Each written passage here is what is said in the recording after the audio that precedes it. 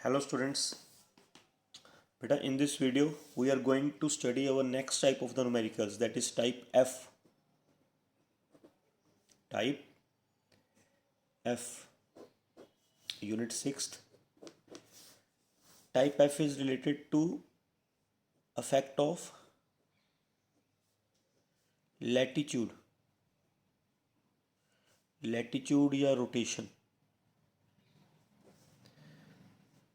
on small g. ਇਸ ਦੇ ਵਿੱਚ ਫਾਰਮੂਲਾ ਬਣਿਆ ਸੀਗਾ ਬੇਟਾ ਐਕਸਲੇਸ਼ਨ ਡਿਊ ਟੂ ਗ੍ਰੈਵਿਟੀ ਦਾ g dash is equal to g minus omega square r cos square lambda. This is general formula which can be applicable at any angle of latitude. Applicable at any angle of latitude.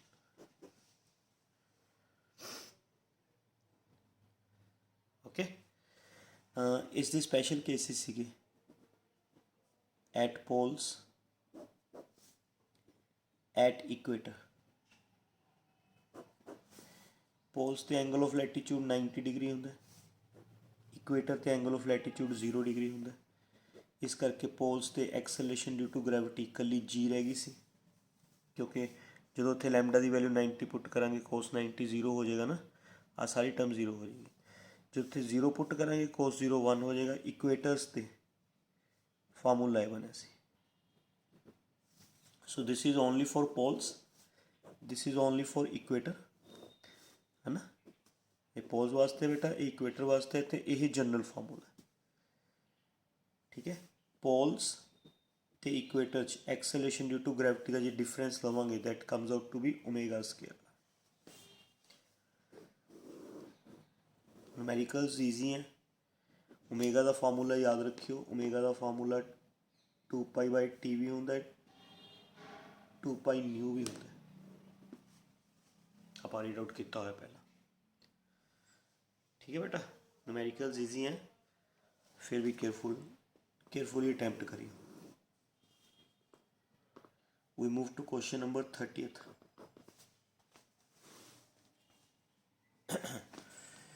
Question number 30 है बेटा, calculate the value of acceleration due to gravity. Acceleration due to gravity की value find करनी है at a place of latitude 60 degree. Angle of latitude कहते उत्थे 60 degree on the surface of earth. Radius of earth given है बेटा 6.38 into 10⁻³ kilometres. Metres बदल सकते हो, 6.38 10⁻6 मीटर्स, है ना। तो अपने को आ चीज़ें गिवन है बेटा, लैम्डा गिवन है, आर गिवन है, जी डैश फाइंड आउट करनी है, ठीक है। अर्थ का टाइम पीरियड सानू पता ही है, time period of earth about its axis. Time period of earth about its axis 24 hours। 1 hour contains 60 minutes, 1 minute contains 60 seconds, ये सानू पता ही, ठीक है। And acceleration due to gravity का formula at latitude g minus omega square r cos square lambda. g की value सानू पता है 9.8 सरफेस से, ओमेगा का फार्मूला लगा लो 2π/t। अर्थ का रेडियस लैम्डा की वैल्यू 60 cos 60 का स्केयर 9.8 माइनस 4 π² स्केयर, है ना। आर की वैल्यू सानू पता है, पुट कर देंगे 6.38 10⁻6। cos 60 की वैल्यू होंगे 1/2, 1/2 का स्केयर। cos 60 की वैल्यू 1/2 होंगी, है ना। 1/2 का स्केयर 1/4 हो जाएगा। सारिया वैल्यूज पुट करके सॉल्व करके जी डैश आ जाएगा बेटा, कोई प्रॉब्लम नहीं है। क्वेश्चन सिर्फ फार्मूला लगाना सी, फार्मूले च वैल्यूज पुट करनी सी, ठीक है। This is your question number 30th। Now we move to question number 31।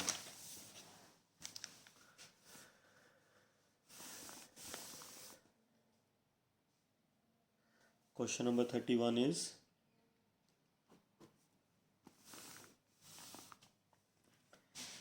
a body of mass 10 kg is taken from equator to pole.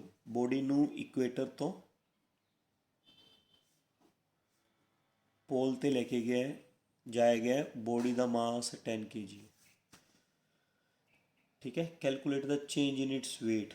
ਉਹਦੇ weight 'ਚ चेंज कितना होएगा, मतलब पोल ਤੇ weight ਕੱਢ ਲਾਂਗੇ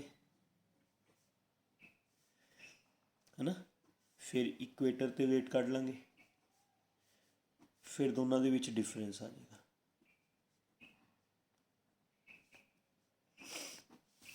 यहाँ ਐਵੇਂ ਕਰਨ ਦੀ ਲੋੜ ਹੀ ਨਹੀਂ, ਆਪਾਂ ਨੂੰ ਪਤਾ ਵੀ m ਆਪਾਂ ਨੇ फाइंड करना है पोल्स ਤੇ ਇਕੁਏਟਰ ਤੇ ਬੋਡੀ ਦੇ weight 'ਚ ਕੀ ਫਰਕ ਹੈ ਇਹ फाइंड करना है ना। m ਦੋਨਾਂ 'ਚੋਂ कॉमन ਕੱਢ ਲੈਂਦੇ। क्लीयर बेटा, m कॉमन आ गया। GP माइनस GE मैं थोड़ा दसिया सी, देखो की फार्मूला बनता है GP माइनस GE का। GP माइनस GE किस दे इक्वल ओमेगा स्क्वायर, या इत्थों पुट कर लो GP की वैल्यू G, GE की value G minus omega square. GP की वैल्यू G, GE की value G minus omega square. जो माइनस आ ब्रैकेट ओपन करोगे बेटा, आ माइनस नाल माइनस एक कट्टा जाएगा, कला ओमेगा स्क्वायर आ रहा जाएगा है ना। ओमेगा का फार्मूला 2π/t।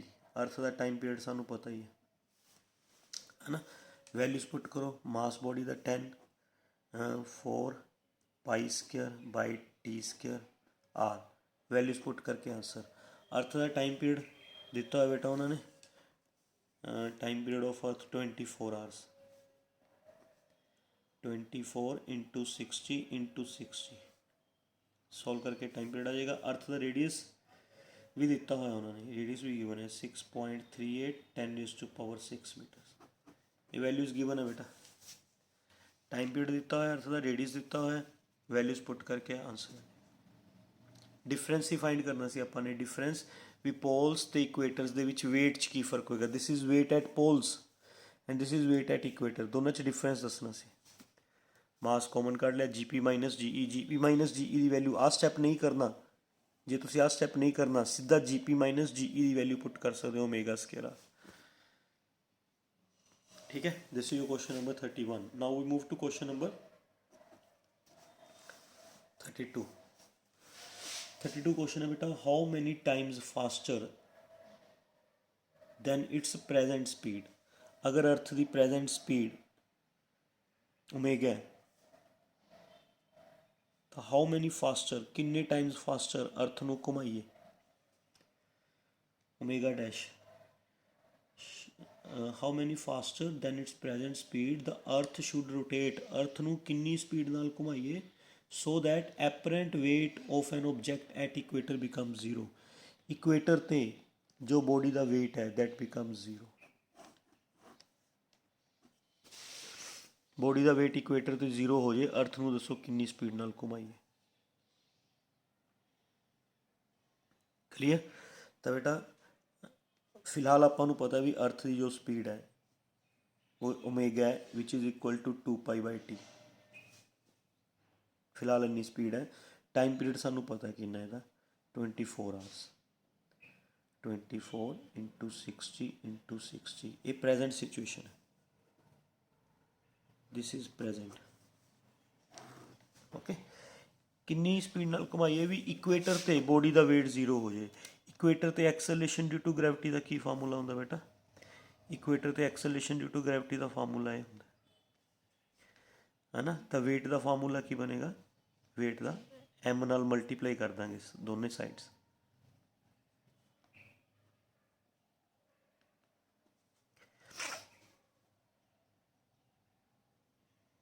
ठीक है, ये वेट बन गया एंड वेट सानू कितना दिता है 0।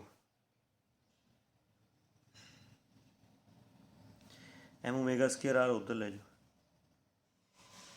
ओमेगा 1 पा लिए, ओमेगा 1 न्यू स्पीड है ना, ओमेगा 1 mg, m नाल m कैंसल। ओमेगा 1 का फार्मूला बन गया G/r का रूट। आर नीचे ले गए, फिर स्केयर रूट करता दोनों पास। ठीक है, जी की वैल्यू सानू पता है 9.8, अर्थ का रेडियस सानू पता है 6 पॉइंट दिता है 6.37, 10⁻6 दिता है बेटा क्वेश्चन च। सॉल्व करके ओमेगा 1 आ जाएगा, फिर असी ओमेगा 1 बाय ओमेगा, ओमेगा 1 की वैल्यू इत्थों आ जाएगी बेटा, ओमेगा की वैल्यू आ जाएगी, दोनों को डिवाइड कर लेंगे, ये अप्रोक्सीमेटली 17 आ जाएगा। आंसर आ जाएगा 17 टाइम्स, मतलब जिन्नी प्रेजेंट स्पीड है उस नालों 17 टाइम्स घुमावांगे, है ना। जिन्नी प्रेजेंट स्पीड है उस नालों 17 टाइम्स स्पीड रखांगे तो फिर इक्वेटर ते जिहड़ा वेट है वो 0 बन जाएगा। मैं तुहानूं दुबारा तो समझा दिंदा, उन्होंने कहा सीगा भी जिन्नी अर्थ की प्रेजेंट स्पीड है, प्रेजेंट स्पीड सानू पता इन्नी है आ सी, ठीक है। इस स्पीड नालों किन्ने टाइम्स फास्टर घुमाइए, मतलब ओमेगा फाइंड करना सीगा, किन्ने टाइम्स फास्टर घुमाइए ਤਾਂ जो इक्वेटर ਤੇ वेट किन्ना हो जाए बेटा 0। आ दिता होया भी इक्वेट of the body at equator is equal to 0, E stands for equator. Equator ते एक्सलेशन ड्यू टू ग्रैविटी का फार्मूला की होंदा है g minus omega square r. Omega इस करके ले लिया भी आप फाइंड आउट करना है, ओमेगा दी जगह ओमेगा 1 ले लिया, ठीक है बेटा। अच्छा वेट 0 है तो आप वेट बनाने वास्ते थ्रू आउट एम नाल मल्टीप्लाई करता, वेट सानू कितना दिता होया सी 0, 0 पुट करता, एम जी तो omega M1 M omega 1 square R में उधर ले गए, एम नाल एम कैंसल हो गया, उतों ओमेगा 1 कर लिया, बस फिर दोनों की रेशो ले ली, कंपैरिजन आ जाएगा। ठीक है, होर भी कुछ करना सी, ये तो फर्स्ट पार्ट हो गया। लास्ट में एक लाइन लिखी हुई है, what would be the duration of the day in that case, उस केस च डे की ड्यूरेशन कितनी होएगी, मतलब वो टाइम पीरियड, जिमें हुण डे की ड्यूरेशन 24 आवर्स है, हुण डे की ड्यूरेशन 24 आवर है ना, नाउ नाउ जी ड्यूरेशन है डे की वो 24 आवर्स है, स्पीड ओमेगा, ठीक है। कहते उस वक्त डे ड्यूरेशन कितनी होएगी, दैन डे ड्यूरेशन कितनी होएगी जो स्पीड ओमेगा 1 होएगी, तब बिकॉज ओमेगा ते टाइम पीरियड इनवर्स रिलेशन है, असी लिख सकते हैं ओमेगा 1 बाय ओमेगा T/T1, है ना, omega 1 by omega T/T1, omega 1 by omega solve किया है तुसीं, अप्रोक्सीमेटली कितना बनता बेटा 17, आ देखो, तो ओमेगा 1 बाय ओमेगा असी अप्रोक्सीमेटली कितना पुट कर देंगे 17, T1 ऊपर चला गया क्रॉस हो गए 17 नीचे, टी आपां नूं पता है 24 आवर्स है, डिवाइडेड बाय 17, है ना, 17 1.41 आवर्स आंसर आ जाएगा। उन्होंने क्वेश्चन सीगा भी जो present speed, this is present speed omega है, टाइम पीरियड 24 आवर है, जो स्पीड ओमेगा 1 हो जाएगी टाइम पीरियड कितना हो जाएगा, ओमेगा तो टाइम पीरियड का रिलेशन इनवर्स है, इनवर्स फॉर्म च लिख लिया, omega 1 T1 omega T, omega 1 by omega 17 है, असी फाइंड कर ही चुके हैं, आ सीगा क्लीयर, तो इतों सॉल्व करके आ जाएगा, ठीक है। दैट यू क्वेश्चन नंबर 32, ठीक है बेटा। Question number 33, calculate the value of acceleration due to gravity, acceleration due to gravity की वैल्यू फाइंड करनी है at a place of latitude, ये तो सेम क्वेश्चन आ गया, क्वेश्चन नंबर जो 30 किया सीगा ना वो वर्गा क्वेश्चन है, एंगल ऑफ लाइट बस उस लैटीट्यूड 60 डिग्री दिता सी, इस लैटीट्यूड 30 डिग्री दिता हुआ, तुसीं फार्मूला लगाइयो g dash is equal to g minus omega square r cos square lambda, है ना, ये फार्मूला लगाइयो, जी की वैल्यू सानू पता ही है 9.8, ओमेगा 2π/T, टाइम पीरियड सानू पता है 24 आवर्स, 24 × 60 × 60 सेकेंड्स, है ना, रेडियस ऑफ अर्थ दिता ही हुआ उन्होंने 6.4 10⁻6 मीटर्स, ठीक है।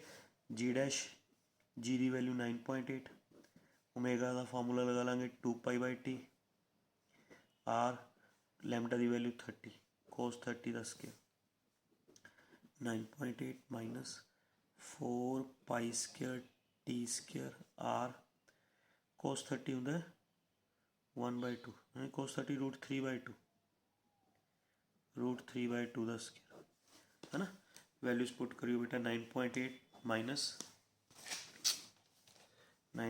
माइनस 4 की वैल्यू, पाई की वैल्यू, टी की वैल्यू है ना 24 × 60 × 60, आर की वैल्यू 6.4, 10⁶, √3 3, 2 4 है ना। सॉल्व कर लोगे 9.8 माइनस इनू सॉल्व कर लियो, माइनस करके आंसर है। थोड़ी कैलकुलेशन लंबी पेगी ना बेटा, वैसे तो क्वेश्चन ईजी है, मतलब same as that of question number 30th ये क्वेश्चन है। ओके ना जी, this is your type of related to affect of latitude. Okay, hope you understand very well. समझ आ गई? Okay dear, thank you very much.